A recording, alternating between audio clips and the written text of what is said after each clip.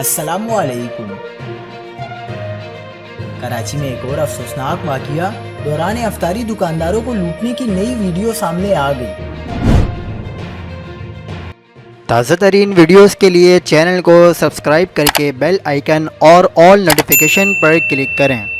آپ کو بتاتے چلیں کہ کراچی کی صدر کوآپریٹو مارکیٹ میں دوران افطاری دکانداروں کو لوٹنے کی CCTV ویڈیو منظر عام پر آ گئی۔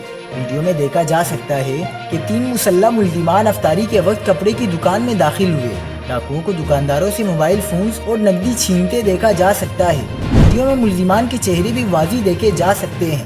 ملزمان لوٹ مار کے دوران کپڑے کے تھان بھی لوٹ کر لے گئے۔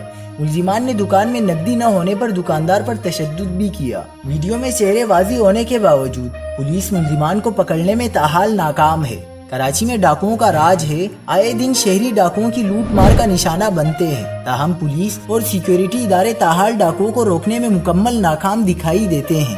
مزید خبروں کے لیے دیکھتے رہیے حق پاکستان نیوز۔